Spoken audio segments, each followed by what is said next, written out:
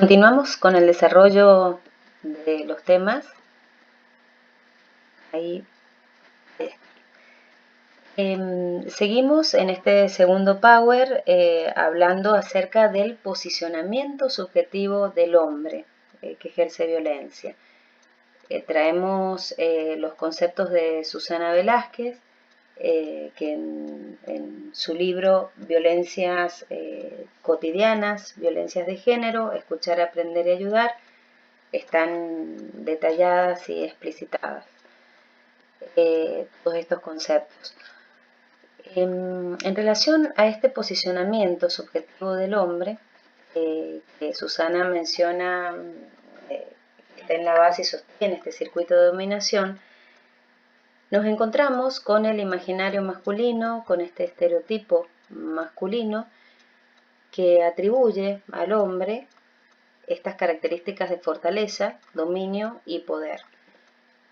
En el intento de sostener y reafirmar estos atributos y frente al temor de lo diferente, el hombre violento apelará al recurso de la violencia.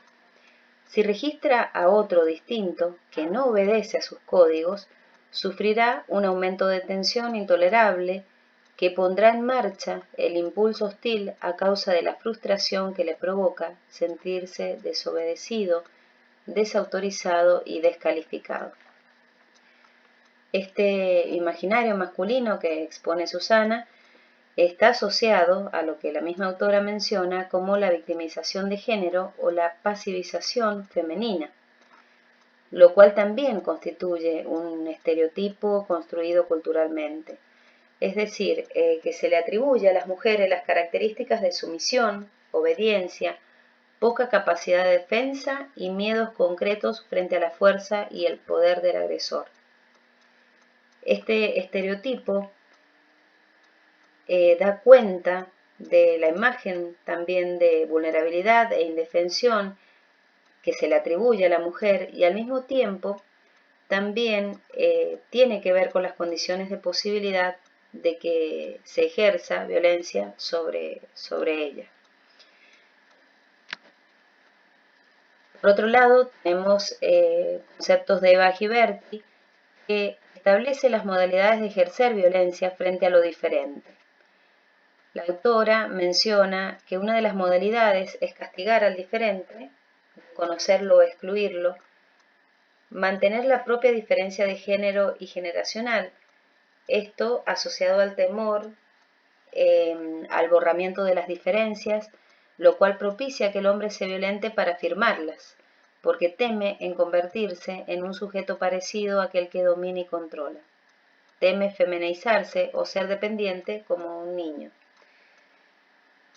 Y por último, otra modalidad que menciona la autora tiene que ver con la necesidad del sujeto violento de controlar y saber todo acerca de los otros miembros.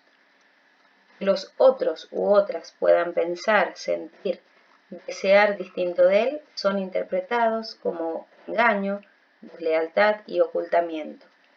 La intolerancia a la expresión de la autonomía de los otros se manifiesta en el ejercicio de violencias que sofocarán cualquier intento de cambio y reafirmarán el poder. Es decir, también a modo de síntesis, vamos resumiendo algunos conceptos y vamos integrándolos, sobre todo tener en cuenta que en el abordaje e intervención de la persona que ejerce violencia, es necesario tener en cuenta, como lo dijimos en el primer módulo, la perspectiva de derechos humanos, la perspectiva de género, y estos abordajes e intervenciones tienen que estar dirigidos a la responsabilización de la conducta de la persona que ha cometido un acto violento, un comportamiento abusivo, hacia un otro, hacia una otra. Y en esto tener en cuenta la motivación al cambio. Tendremos que tener en cuenta, al comenzar un proceso de abordaje, el grado de reconocimiento de la conducta violenta, incluyendo los grados en que minimiza o niega, el grado de responsabilidad y o de externalización de la culpa, incluyendo el nivel de justificación, haciendo alusión a estos mecanismos defensivos que ya habíamos mencionado con anterioridad. El grado de motivación, teniendo en cuenta el nivel y la presión externa con la que acude. Muchas veces nos encontramos con casos judicializados, sobre todo cuando hablamos de las personas que se encuentran alojadas en un contexto de encierro.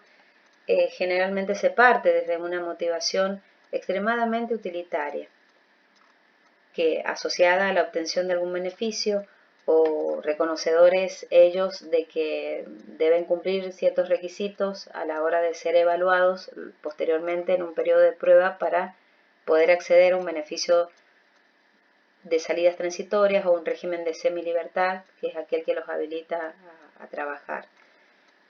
Esta motivación, recordemos que va a atravesar todo el proceso de abordaje. Bien, esto hay que tenerlo muy en cuenta porque la motivación para el cambio y la percepción que se tiene sobre el problema de la violencia son dos ejes fundamentales en este proceso, buscando justamente un reposicionamiento subjetivo en cuanto a la responsabilidad subjetiva, habíamos dicho anteriormente, y la conciencia de daño causado a otra persona. La motivación al cambio. Lo que se busca es que a través de este proceso, esta motivación también vaya siendo lo más genuina posible, que esto va a estar de la mano del reposicionamiento de este sujeto en relación a su responsabilidad subjetiva. El abordaje de una persona que ha ejercido violencia es posible. No vamos a caer en un pensamiento mágico diciendo que todos los casos son abordables. Todas las personas que han cometido un hecho violento, no vamos a decir que todos ellos son abordables, porque en cada uno hay que reconocer y tener en cuenta la singularidad. Y como vimos en el primer power de este módulo, a veces los sujetos responden a estructuras de personalidad muy rigidizadas y que no, a pesar del abordaje y del acompañamiento, no logran reposicionarse, no logran conectarse con una movilización subjetiva, ante lo cual también tenemos que dar cuenta de ello.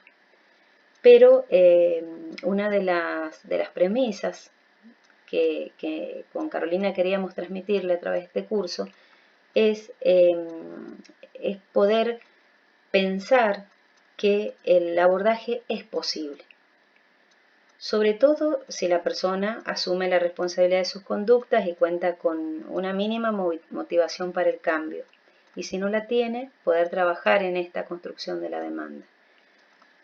La dificultad mayor siempre radica justamente en esto, en su falta de motivación para reconocer el problema y tomar la decisión de cambiar.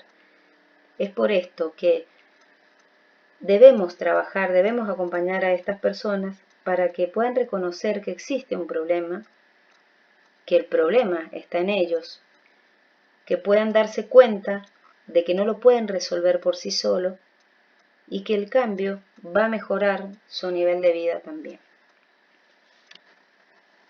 ¿Cuáles son los ejes que vamos a tener en cuenta en las intervenciones profesionales de modo general? Vamos a tener en cuenta la motivación al cambio, habíamos dicho que va a atravesar todo el proceso de tratamiento y la percepción que se tiene sobre el problema de la violencia, la identificación y expresión de emociones, que tiene que ver con el registro de lo que sienten. Esto se abordará de un modo más terapéutico y también desde un modelo psicosocioeducativo. Las distorsiones cognitivas y creencias irracionales, que son todas aquellas creencias o pensamientos que sostienen estas prácticas de dominación y de dominio y poder sobre el otro, bien, del ejercicio del poder sobre el otro, para lo cual habrá que trabajar sobre la historicidad, que es fundamental, que también va a atravesar todo el proceso, para poder brindar herramientas a esta persona desde la habilitación de la palabra, desde la expresión de su mundo interno, hacia la asunción de responsabilidad subjetiva y que pueda flexibilizar justamente los mecanismos defensivos que le impiden avanzar en este proceso. Y también que la persona pueda lograr conjuntamente con esta responsabilidad subjetiva, que están íntimamente asociadas, con la conciencia de daño causado a la víctima, aquella persona a la cual ejerció violencia. También, desde un lugar psicosocioeducativo, poder trabajar la violencia en sus diferentes tipos y el control de la ira, los micromachismos, que en el próximo Power vamos a profundizar un poco más acerca de este gran concepto de Bonino, el abuso e instrumentalización de los hijos e hijas, el género y la violencia de género, así como también algo específico del contexto de encierro que tiene que ver con los efectos desubjetivantes que produce la prisionalización, que lo vimos en el módulo 2. Por último, nos pareció muy importante porque consideramos que es parte del éxito, si se quiere, de los abordajes, es aquello que tiene que ver con el equipo profesional. Es decir, aquellos que van y vamos a estar al frente, también implicados en este proceso desde nuestro lugar de acompañantes en los procesos de este otro que ha ejercido violencia. Para esto hay que tener en cuenta que es muy importante en los profesionales que acompañan estos procesos que puedan realizar una propia revisión, bien, una revisión subjetiva del propio proceso de socialización de género, de sus estereotipos y de los prejuicios de género, que puedan reconocer cómo se expresa la masculinidad hegemónica en su vida o cómo se ha expresado. Recordemos que esto tiene que ver con un cambio social, en donde nosotros también hemos sido, como profesionales, atravesados por un proceso de socialización propio que es necesario revisar, acorde también a los cambios sociales que se han venido gestando. Recordar que es un facilitador, el profesional, que debe ante todo creer que el cambio se puede dar y que es posible crear prácticas de transformación con los varones que han ejercido violencia, por tanto, él mismo es un agente de cambio. También tener en cuenta el compromiso con la igualdad de género y con las relaciones sin violencia, la formación especializada y especial sensibilización frente a la violencia, la comprensión de las dinámicas que se dan en las relaciones violentas, formación y supervisión continuas, habilidades en la conducción de grupos.